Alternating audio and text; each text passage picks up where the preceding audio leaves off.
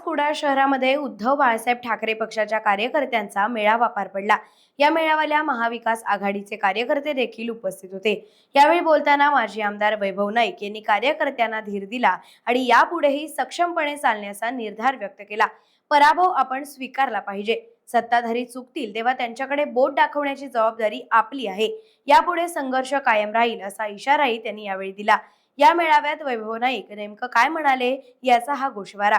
स्वीकारला तुम्ही एकला सगळ्याच महाराष्ट्रातल्या अंतराने पैसे भरले, परंतु मी एकही रुपया भरला नाही। मी तिकडे अपील केलं नाही, कारण तो पराभव आपला झाला, पराभव आपण स्वीकारला पाहिजे आणि त्याकडे आपण कालच सांगता कामा नये। जो जिथं वैयक्तिक या भूमिकेतून आपण काम केलं पाहिजे। त्यामुळे आता झालेल्या पराभवाबद्दल आपण बोलायचं नाही, कोणाला दोष द्यायचा नाही, तर आपल्याला पुढे काम करायचं आहे।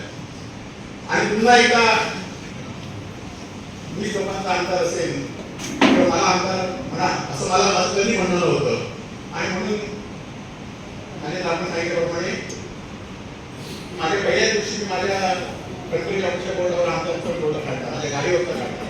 आणि त्यामुळे तुम्हाला एक कल्पित सांगायला विनंती आहे, मला आता कोणी वैभव नाईक म्हणून हात करा, नाईक साहेब म्हणून हात करा, साहेब म्हणून हात करा, परंतु आता मी आमदार त्याच्यामुळे मला आमदार म्हणून हात करू नका। पुन्हा आपण एका ताकदीने निवडून येऊ, तेव्हा मात्र आपण संघर्ष येत असतात, चढउतार येत असतात। आणि आपण काय आपल्या नावावर पिढा लावून आलेलं आहे की हे पण मला 40 रुपये द्यायला पाहिजे, असं पण नसतं। आज अनेक लोक सांगतील की सेक्रेटरी ट्रेड सुरू झालाय आणि माझं म्हणणं मी आपल्याच्या पत्राद्वारे आपल्या सगळ्यांकडे पोहोचवलं आहे। माझं काय म्हणणं आहे ते गेलो दिवस आम्ही सगळ्यांनी वाचलेलं आहे, त्यामुळे माझं म्हणणं काय वेगळं त्याच्यापेक्षा असू शकत नाही। आणि त्यामुळे येणाऱ्या काळामध्ये आपल्याबद्दल अनेक लोक सांगतील की आम्ही साहेब तुमच्या शेवटपर्यंत आलो, काही लोक शेवटपर्यंत थांबतील, काही लोक गळतील, हे तुला आम्हाला माहिती आहे। काही लोकांची कालशक्ती परंतु जी असते त्या शेवटच्या माणसांपर्यंत आपण शेवटचा माणूस जोपर्यंत आपलं आहे तोपर्यंत आपण काम करायचं असा विषय या ठिकाणी केला आहे। आणि तो विषय खरं तर उद्योगीच्या काळामध्ये सुद्धा आपल्याला माहिती आहे की आम्हाला आमची होती आणि अनेक लोकांना स्वामीच होती, काही लोक तिकडे गेले, परंतु आम्ही सगळेजण किंवा आपण सगळेजण एका विचाराने होते की सत्ता येते पद जाते हे सगळंच होत असतं, परंतु विचार आपला आणि त्या विचाराला आपण काय देतो।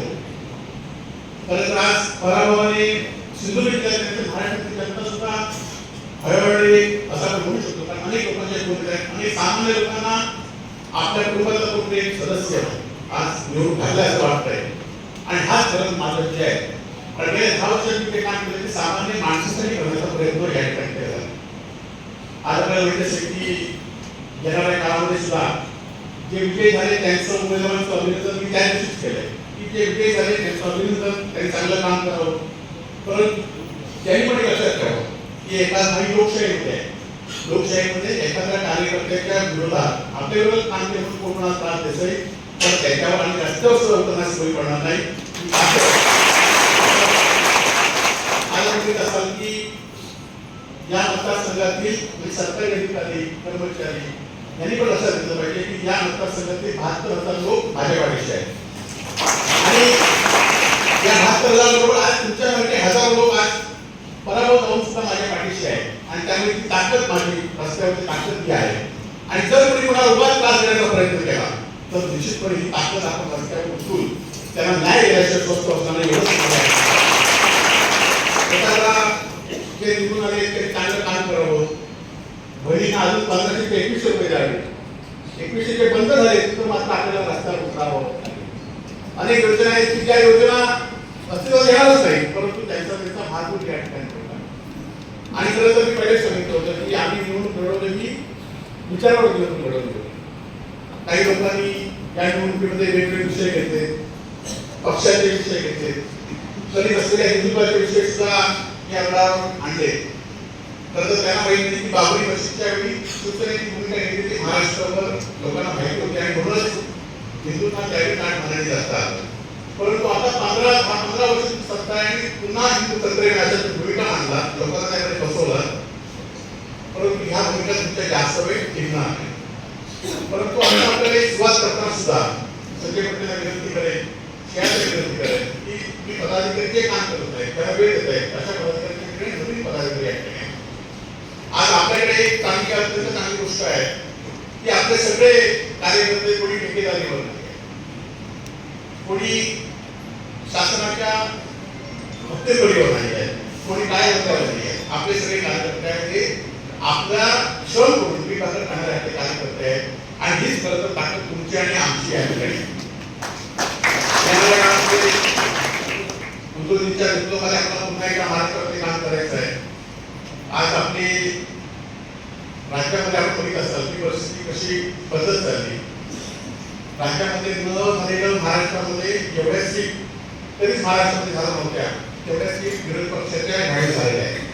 आणि त्यामुळे आपली पण जबाबदारी आहे की सत्ता जर ज्यावेळी चुकत असतील त्याच्यावेळी आपण त्यांच्याकडे वोट टाकलं पाहिजे, लोकांना न्याय मिळू दिला पाहिजे. आज विकास कामासंदर्भात आपण 10 वर्ष प्रामाणिकपणे काम करण्याचा प्रयत्न केला. आता विकास कामात तर त्यांच्याकडे आहे, केंद्रापासून राज्यापासून गल्लीपर्यंत त्यांच्याकडे सत्ता आहे. त्यामुळे ती जबाबदारी आपली नसते, परंतु सुखदुःखामध्ये सहभाग घेण्याची जबाबदारी शिवसैनिकांची आहे. एकमेकांच्या सुखदुःखामध्ये कुटुंब आपलं आहे, एकमेकांच्या सुखदुःखामध्ये सहभागी झालं पाहिजे. एखाद्या रुग्णाला मदत देण्याचं काम त्या ठिकाणी केलं पाहिजे. कुठे आरोग्याला जी मदत आहे ती आपण करण्याचं काम करायचं, कुठे श्रमदानाने काम करण्याचं गरज आहे. कुठे आपण एखाद्या ठिकाणी अन्याय असेल तर त्यापासून जाऊन त्या माणसाला दूर करण्याचं काम आपल्याला करायचं आहे. आणि त्यामध्ये सगळं करत असताना निश्चितपणे तुमचे सर्वांचे स्थान येणाऱ्या काळामध्ये मला या ठिकाणी लागेल. आणि मला खात्री आहे की ज्या पद्धतीने मी वागतो त्या पद्धतीने तुम्ही सुद्धा माझ्याशी वागणार, आपल्या पक्षाशी वागणार. आणि आपण या ठिकाणी आपल्याला द्या. आज आमदारकी नसल्यामुळे परंतु अनेक लोकांना वाटतं की आमदारकी नसल्यामुळे काय माझं जीवन परंतु मी आमदारकी केले 6 वर्ष विरोध असे घेतच नव्हतो. मी कधी आमदार माझ्या स्वतःच्या स्वप्नाचे वापरच नव्हता. आणि त्यामुळे जी आमदारकी असेल ते आपल्यासाठीच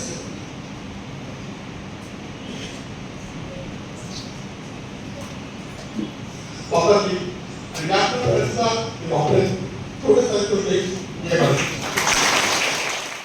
टाइम्स डिजिटलला लाईक करा, सबस्क्राईब करा, शेअर करा आणि बेल आयकॉन दाबायला विसरू नका. पाहत रहा टाइम्स डिजिटल.